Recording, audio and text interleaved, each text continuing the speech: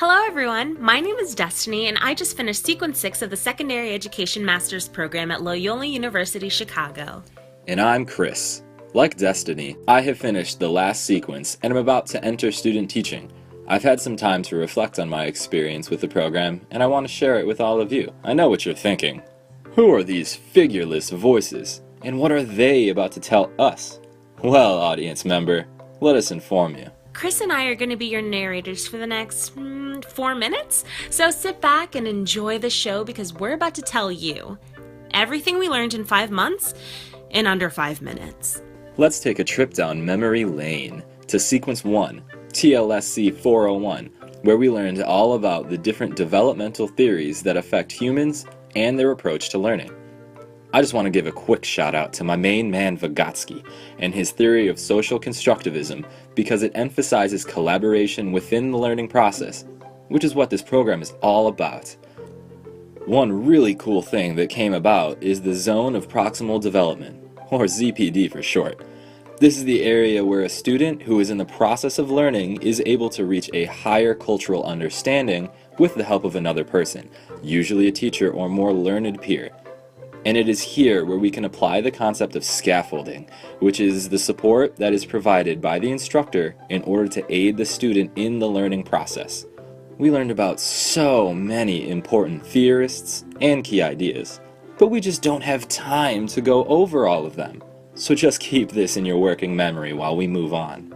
We learned about behavior in TLSC 404. Our class mantra was, behavior is learned, behavior is lawful, and behavior can be changed by manipulating the environment. So what does this mean exactly? This means that students are individuals who do not stop being themselves as soon as they walk through the classroom door. We, as future educators, have learned throughout the program that we need to be cognizant of potential setting events that might have an effect on student behavior. We need to create a learning environment that not only promotes education, but development of the individual as well. If problem behavior occurs, and who are we kidding, it will, we'll be able to address it and not automatically blame the individual. In this way, we can model positive behaviors that will be recreated by our students and taken out into the world. As English language arts candidates, Destiny and I loved being able to learn about language and literacy development and the teaching of reading skills through TLSC 440, 441, and 442. We were able to get a feel for teaching lessons at Uplift Community High School, Go Titans, by working with their core curriculum. There, we were able to implement informal and formal assessments to determine student instructional needs and target instructional interventions. To help us with this, we incorporated evidence-based instructional practices designed to address and adapt to the needs of students. One method that Destiny and I both used in our lessons was the gradual release of responsibility. Just think.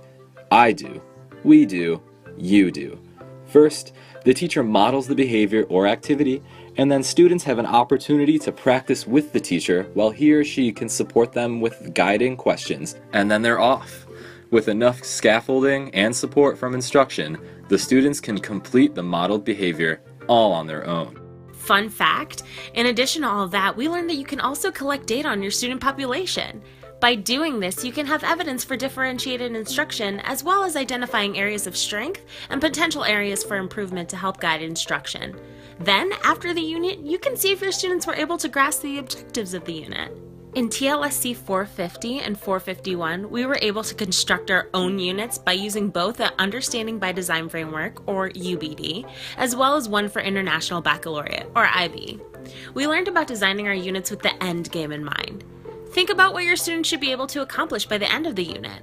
If you have your unit goals in mind, you can better design your lessons so that they are not only adhering to the standards, but they're aligning with your objectives as well. The novel that we focused on in particular was Animal Farm.